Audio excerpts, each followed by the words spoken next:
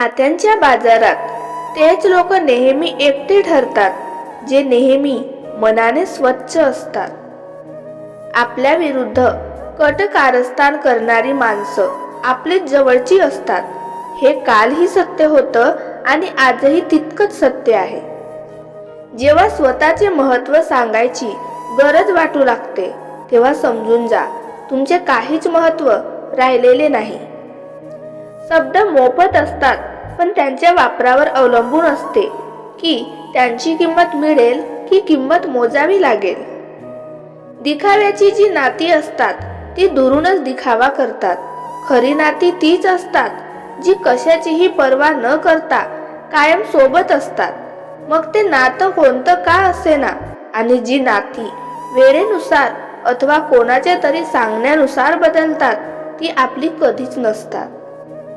प्रत्येक घरात नात्यांमध्ये राजकारण असतंच. आपणही त्यातलं डावपेचामध्ये उतरायचं की त्यापासून दूर राहायचं हे आपलं आपण ठरवावं. दुसऱ्यासाठी करताना सुद्धा आपल्याला झेपेल इतकंच करावं. अनेकदा आपण कोणताही स्वार्थ नसताना अनेकांसाठी बरंच काही करतो, झटतो. प्रत्येक वेळी आपलीच जबाबदारी म्हणून, कर्तव्य म्हणून पुढे पुढे करतो, कोणताही स्वार्थ नसताना. जर तुम्हाला तुमची श्रीमंती मोजायची असेल तर नोटा मोजू नका. कधी चुकून डोळ्यात 2 अश्रू आले तर ते पुसायला किती जण येतात ते मोजा. आपला माणूस पुढे जात असेल तर प्रत्येक वेळेस पाय ओढू नका. एकदा हात ओढून बघा, तो पुढे जाईल, पण कदाचित तुम्हालाही 4 पावलं पुढे घेऊन जाईल. स्वतःच्या तोंडाने खूप मोठेपणा सांगून माणूस मोठा होत नसतो, तर तो कसा आहे हे त्याच्या वागण्यावरूनच लोकांना दिसून येतं. वागण्यात खोटेपणा असेल तर जगण्यात कितीही मोठेपणा असला तरी काहीही उपयोग नसतो. मदत एक अशी गोष्ट आहे, ती केली तर लोक लगेच विसरतात आणि नाही केली तर कायम लक्षात ठेवतात. आपले विचार हीच आपली ओळख असते.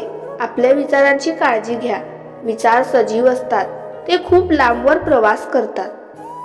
आयुष्यात एक गोष्ट कायम लक्षात ठेवा, ओळख सगळ्याशी ठेवा, मात्र विश्वास फक्त स्वतःवर ठेवा. वाईट कोणीच नसतं हो, पण जीवनात अशी वेळ पण येते की माणूस कितीही चांगला वागला तरी तो कुणाच्या तरी नजरेत वाईट होतोच.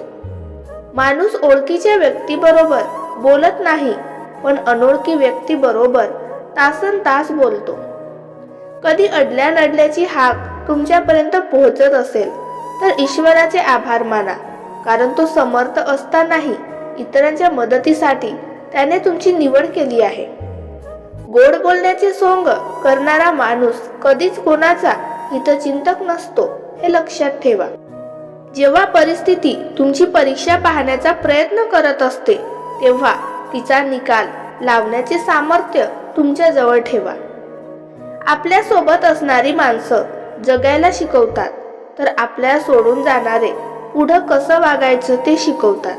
म्हणून माणसाचं महत्त्व आयुष्यात मोलाचं असतं, मग ते येणारे असोत की जाणारे. ज्यांनी तुमच्या चुका काढायचं ठरवले त्यांच्या समोर स्वतःला सिद्ध करून देण्यात काही अर्थ नाही, कारण ते तुमच्या चांगल्या कामात पण चुकाच शोधतील. खेळ असो वा आयुष्य, आपले सामर्थ्य तेव्हाच दाखवा जेव्हा समोरचा आपल्याला कमजोर समजत असेल. तुमचं जेवण तुम्ही औषध समजून घ्या, नाहीतर औषधच तुम्हाला जेवण म्हणून घ्यावं लागेल.